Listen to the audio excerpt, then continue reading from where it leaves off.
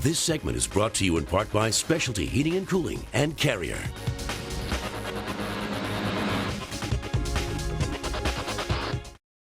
Servicing your furnace every year will not only save you money, it could save your life. We'll get to the life-saving part in just a minute, but we're here on a service call right now with Nick from Specialty Heating and Cooling.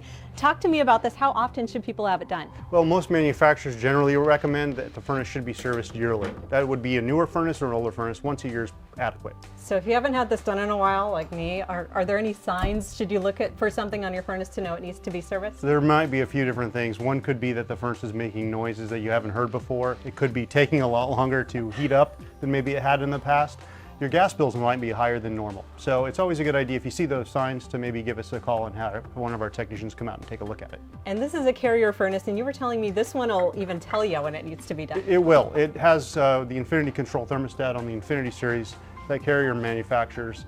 It'll actually alert you when service is needed or required. What goes into this? What should a homeowner expect to have done? Well, cleaning is a big part of it.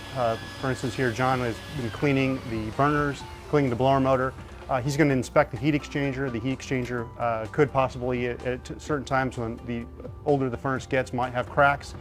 Cracks that develop can release monoxide into your home. So it's always a good idea to have our guys do a full evaluation. And about how long will that take? Usually 1 to 2 hours. Obviously newer furnaces, there's less to look through.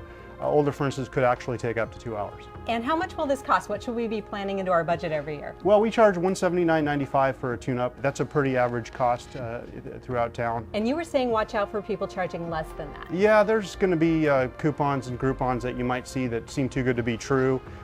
Generally in those kinds of circumstances, somebody might come out, do a quick inspection and try to sell you parts or upgrade your equipment at that time to try to make up for the lower cost initially. So with this annual service, it will save you money. How come? Well, for instance, your bills are going to hopefully start coming down if the right adjustments have been made to your furnace. You might experience that the furnace is now quieter, lower bills, better operation. And John, our tech, just pulled the air filter out of this guy, and it was dirty, wasn't it? It was.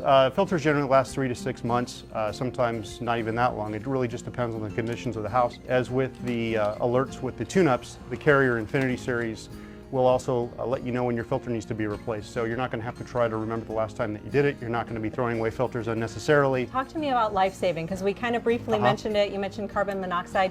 Tell me a little bit more about that. Well, furnaces, especially older ones, anywhere between 10 to 20 years, can develop cracks in the heat exchanger.